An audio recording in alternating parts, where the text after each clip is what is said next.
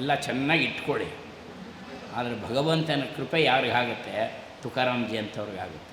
ಕೊಟ್ಟರು ನೋಡಿ, ಅವ್ರ ಮನೆ ಸೇವೆ ಮಾಡಿಬಿಡ್ತಾನೆ ಭಗವಂತ ಅಲ್ವ. ಇಂದ್ರಾಯಣಿ ನದಿ 42 ವರ್ಷ ಅಟ್ಟೆ ತುಕಾರಾಮ್ಜಿ. ಆ ನದಿಲೆಲ್ಲೋ ಸ್ನಾನ ಮಾಡ್ತಾರೆ ಅಂತ ಹೋಗ್ತಾ ಇದ್ದಾರೆ ಅಂತ ಹೋಗ್ತಾರೆ ನದಿಲಿ ಹಾಗೇ ಹೊಟ್ಟೋಗ್ಬಿಡ್ತಾರೆ. ದಿವ್ಯ ವಿಮಾನದಲ್ಲಿ ಹೊಟ್ಟೋಗ್ತಾರೆ. ಅವರೇನು ದೊಡ್ಡ ಋಷಿಗಳು ಅಂತಿತ್ತೆ, ಬ್ರಾಹ್ಮಣರಾಗಿದ್ದರೆ ಏನು ಹೇಳೋ ದಿವ್ಯ ಮಂತ್ರದ ಉಪದೇಶ ಆಗಿತ್ತೆ. ಪರಮ ಭಕ್ತಿ ಭಾಗವತೋತ್ತಮರು. ಆ ಭಕ್ತಿ ಇರಬೇಕು. ಅದನ್ನೇ ಹೇಳಿ ನಾವು ಎಷ್ಟು ಜನ ನೋಡ್ತೀವಿ. ನೀವು ಸಾಲು ಹೋಗೋಕ್ಕೆ ಮುಂಚೆ ಆ ಮೇಲ್ಗಡೆ ಹಾಕಿದ್ದಾರೆ ಫೋಟೋ, ಎಲ್ರಿಗೂ ನಮಸ್ಕಾರ ಮಾಡಿಬಿಡಿ. ನಿಮ್ಮೆಲ್ಲರೂ 1% ಯಾರು ನಮಗೂ ಭಕ್ತಿ ಬರಲಿ, ವಿಠಲನ ಅನುಗ್ರಹ ನಮಗೆಲ್ಲ ಆಗಲಿ ಅಂಥೇಳಿ ಅದೇ ಇಲ್ಲಿ ಹೇಳ್ತಾರೆ. ಅರ್ಹಯೇ ದಾನಮಾನಾಭ್ಯಂ, ದಾನ ಧರ್ಮಗಳನ್ನು ಯಥೇಚ್ಛವಾಗಿ ಮಾಡಿ ನನ್ನ ಜೊತೆಗೆ ಸ್ನೇಹವನ್ನು ಬೆಳೆಸಬೇಕು. ನಾನು ಸಂತೋಷ ಪಡ್ತೀನಿ. ನಾನು ಅವ್ರಿಗೆ ಕೊಟ್ಟಿರೋದೇ ಯಾಕೆ ಅಂದರೆ ದಾನ ಧರ್ಮಗಳು ಮಾಡಲಿ ಅಂತ. ಕೆಲವರಿಗೆ ಪಡೆಯೋಕ್ಕೆ ಯೋಗ್ಯತೆ ಇರಲ್ಲ, ಹಣಕಾಸು ಪಡೆಯೋ ಯೋಗ್ಯತೆ ಇರಲ್ಲ, ಯಾಕೆಂದರೆ ಆ ಪುಣ್ಯ ಗಳಿಸಿರೋಲ್ಲ. ಕೆಲವ್ರಿಗೆ ಇರುತ್ತೆ, 4 ಜನಕ್ಕೆ ಹಂಚಲಿ ಅಂತ ನಾನು ಕೊಟ್ಟಿರ್ತೀನಿ. ಅದು ತಾನೇ ಸ್ವಾರ್ಥಿಯಾಗಿ ಇಟ್ಕೋಬಾರದು. ತೇಷಾಂ ಬಹುಪದ ಶ್ರೇಷ್ಠ ಚತುಷ್ಪಾದ ತಥೋ ದ್ವಿಪ. ಜೀವರಾಶಿಗಳಲ್ಲಿ ಬೇಕಾದಷ್ಟು 1000 ಪಾದಗಳು, 6 ಪಾದಗಳು, 4 ಪಾದಗಳು ಎಲ್ಲ ಜೀವಿಗಳಿದೆ. ಆದರೆ ದ್ವಿಪಾದ ಯಾರಿದ್ದಾರೆ ಮನುಷ್ಯ, ಅವನು ಶ್ರೇಷ್ಠ. ಅವನಿಗಿರೋಷ್ಟು ವಿವೇಕ ಇನ್ಯಾರಿಗೂ ನಾನು ಕೊಟ್ಟಿಲ್ಲ. ಆ ವಿವೇಕವನ್ನು ಉಪಯೋಗಿಸ್ಕೊಂಡು ಅವನು ಉದ್ಧಾರ ಆಗಬೇಕು. ಮಯ್ಯರ್ಪಿತಾತ್ಮನ ಪುಂಸೋ ಮಯಿ ಸನ್ಯಸ್ತ್ಯ ಕರ್ಮಣ. ತಾನು ಮಾಡೋ ಎಲ್ಲ ಕಾರ್ಯವನ್ನು ಯಾರು ನನಗರ್ಪಣೆ ಮಾಡ್ತಾರೆ, ಇದು ಭಗವಂತ ಕೊಟ್ಟಿದ್ದು, ಭಗವಂತನಿಗೆ ಮಾಡ್ತೀನಿ, ಭಗವಂತನಿಗಾಗಿ ಈ ಕಾರ್ಯ ಮಾಡ್ತೀನಿ ಅಂತ ಯಾರು ನನಗೆ ಅರ್ಪಣೆ ಮಾಡ್ತಾರೋ ಅವನು ನನ್ನ ನಿಜವಾದ ಭಕ್ತ. ಅವನು ಮಯಿ ಅರ್ಪಿತ ಮನೋಬುದ್ಧಿ ಯೋ ಮದ್ಭಕ್ತ ಸಮೇ ಪ್ರಿಯ. ಭಗವದ್ಗೀತೆಯಲ್ಲೂ ಕೃಷ್ಣ ಇದೇ ಮಾತು ಹೇಳ್ತಾನೆ. ಯೋಂತ ಪ್ರವಿಶ್ಯ ಭೂತಾನಿ ಭೂತೈರಥ್ಯ ಕಿಲಾಶ್ರಯ. ಎಲ್ಲರೂ ಆಶ್ರಯ ನಾನೇ ಅಮ್ಮ, ಎಲ್ಲ ದೇವತೆಗಳಿಗೂ ನಾನೇ ಆಶ್ರಯ. ನಾನು ಯಾರ ಮೇಲೂ ಆಶ್ರಿತನಾಗಿಲ್ಲ. ಸಕಲ ದೇವತೆಗಳನ್ನು ನನ್ನಲ್ಲೇ ಇಟ್ಕೊಂಡಿದ್ದೇನೆ, ನಾನೇ ಅವ್ರಿಗೆ ಆಶ್ರಯ ಕೊಟ್ಟಿದ್ದೇನೆ. ಇದು ನಮಗೆಲ್ಲಿ ಗೊತ್ತಾಗುತ್ತೆ ಅಂದರೆ ವಿಶ್ವರೂಪ ದರ್ಶನದಲ್ಲಿ ಗೊತ್ತಾಗುತ್ತೆ. ವಿಶ್ವರೂಪ ದರ್ಶನ ಅರ್ಜುನ ನೋಡ್ತಿದ್ದಾಗೆ ನಡುಗು ಹೋಗ್ತಾನೆ ಅರ್ಜುನ. ಕೃಷ್ಣ ಹೇಳ್ತಾನೆ, ಇದುವರೆಗೂ ಯಾವ್ಯಾವ ದೇವರ ಹೆಸರೇ ಕೇಳಿಲ್ವೋ ಅದೆಲ್ಲ ನನ್ನಲ್ಲಿದೆ. ಹೆಸರೇ ಕೇಳಿರೋಲ್ಲ ಅರ್ಜುನ, ಅದನ್ನೆಲ್ಲ ನೋಡ್ತಾ ಇದ್ದಾನೆ. ಕೇಳಿದ ದೇವತೆಗಳು, ಆ ಹೆಸರು ಕೇಳದೇ ಇರೋ ದೇವತೆಗಳ ದರ್ಶನ ಕೂಡ ಆಗುತ್ತೆ. ಎಲ್ಲರೂ ನನ್ನಲ್ಲಿ ಆಶ್ರಿತರಾಗಿದ್ದಾರೆ, ನಾನು ಯಾರ ಮೇಲೂ ಆಶ್ರಿತನಾಗಿಲ್ಲ. ಯಾಕೆ ನಂದೇ ಸೃಷ್ಟಿ, ಅದರಿಂದ ಎಲ್ಲವೂ ನಾನೇ.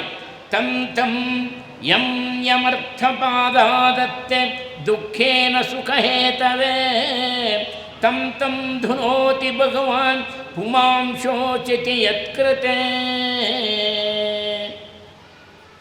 ಯಾರ್ಯಾರು ನನ್ನನ್ನು ಉಪಾಸನೆ ಮಾಡ್ತಾರೋ ಅವರಲ್ಲಿ ನಾನೇ ಇದ್ದು ಹೆಚ್ಚು ಅವರಲ್ಲಿ ಭಕ್ತಿ ಬರೋ ಹಾಗೆ ಮಾಡ್ತೀನಿ.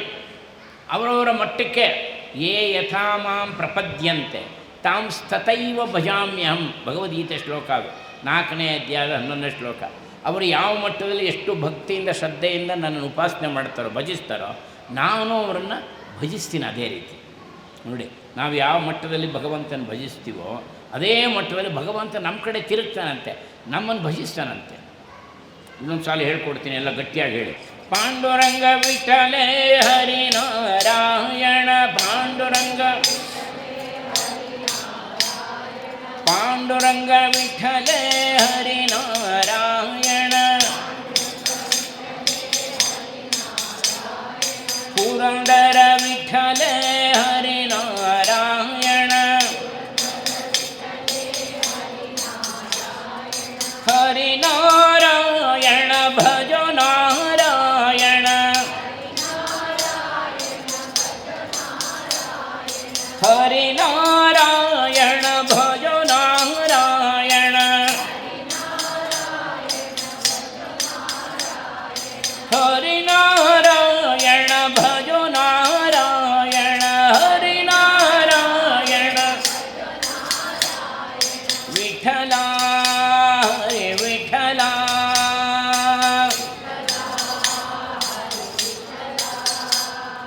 ವಿಠಲ ಹರಿ ವಿಠಲ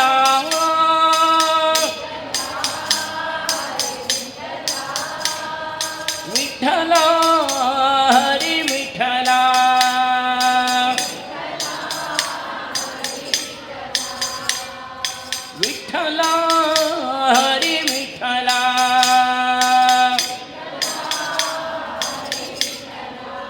ಬೋಲಾ ಪುಂಡಲೀಕ ವರದ ಹರಿವಿಠ್ಠಲೇ. ಮಹಾಭಾರತದಲ್ಲಿ ಯುಧಿಷ್ಠಿರನಿಗೆ ಭೀಷ್ಮಾಚಾರ್ಯರು ಒಂದು ಸಣ್ಣ ಕಥೆ ಹೇಳ್ತಾರೆ, ಕೇಳಿಸ್ಕೊಂಡಿರೆ. ಒಬ್ಬ ಬ್ರಾಹ್ಮಣ ಘೋರ ತಪಸ್ಸು ಮಾಡ್ತಾನೆ. ಎಷ್ಟು ವರ್ಷ ತಪಸ್ಸು ಮಾಡಿದ್ರು ಏನು ಫಲಕಾರಿಯಾಗಿಲ್ಲ. ಅವನಿಗೆ ಕೋಪನೇ ಬಂದುಬಿಡತ್ತೆ. ಏನು ಯಾರೂ ದೇವತೆಗಳಿಲ್ವಾ? ನಾನು ಇಷ್ಟು ತಪಸ್ಸು ಮಾಡಿದ್ದೀನಿ, ಧ್ಯಾನ ಮಾಡಿದ್ದೀನಿ, ಎಲ್ಲ ಸುಳ್ಳು ಹಾಗಾರೆ. ಒಬ್ಬ ದೇವತೆನೂ ಕಾಣಿಸ್ಕೊಂಡಿಲ್ಲ ನನಗೆ. ನಾನೇನು ಅತ್ಯಾಚಾರ ಮಾಡಿದೆ, ಎಷ್ಟು ನಿಷ್ಠೆಯಿಂದ ತಪಸ್ಸು ಮಾಡಿದೆ, ವ್ರತ ಉಪವಾಸಗಳು ಮಾಡಿದೆ. ಒಂದು ಗೊಟ್ಟಿಯಾಗಿ ಕೂಗ್ಬಿಡ್ತಾನೆ. ಅವಾಗ ಇದ್ದಕ್ಕಿದ್ದಾಗೆ ಒಬ್ಬ ದೇವತೆ ಕಾಣಿಸ್ಕೋತಾನೆ, ಕುಂಡದಾರ ಅಂತ. ಅವನು ಪರ್ಜನ್ಯ ಮಳೆಗೆ ಭೃತ್ಯ, ಅವನು ಕುಂಡದಾರ ಅಂತ. ಅವನು ಕೇಳ್ತಾನೆ, ಏನು ಬ್ರಾಹ್ಮಣೋತ್ತಮರೇ ಜೋರ ಕೂಗ್ತಾ ಇದ್ದೀರಲ್ಲ, ಯಾವ ದೇವತೆಗಳೇ ಇಲ್ವಾ? ಎಲ್ಲ ದೇವತೆಗಳು ಸತ್ತೋಗಿದ್ದಾರ ಅಂತೆಲ್ಲ ಹೇಳ್ತೀರಾ, ಏನಾಗಬೇಕಾಯ್ತು ಅಪ್ಪ? ನೀನಾದರೂ ನಾವು ಕಾಣಿಸ್ಕೊಂಡಿಯಲ್ಲ, ಹೋಗಲಿ.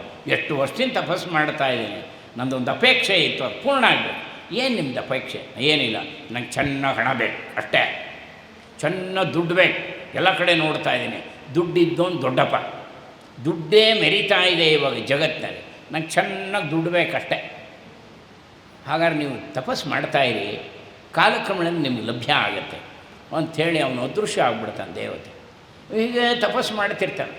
ಒಂದು ದಿವಸ ಸ್ವಪ್ನದಲ್ಲಿ ಆ ಕುಂಡದಾರ ಬಂದು ಈ ಬ್ರಾಹ್ಮಣಿಗೆ ಹೇಳ್ತಾರೆ, ಇನ್ನು ಸ್ವಲ್ಪ ಸಮಯದಲ್ಲಿ ನೀವು ದರ್ಬೆ ಹಾಸ್ಕೊಂಡು ದರ್ಬೆ ಮೇಲೆ ನೀವು ಕೂತ್ಕೊಳ್ಳಿ, ನಿಮಗೆ ಒಂದು ದೃಶ್ಯ ಕಾಣುತ್ತೆ, ದೇವಲೋಕದಲ್ಲಿ ನಡೆಯೋ ದೃಶ್ಯ ಕಾಣುತ್ತೆ.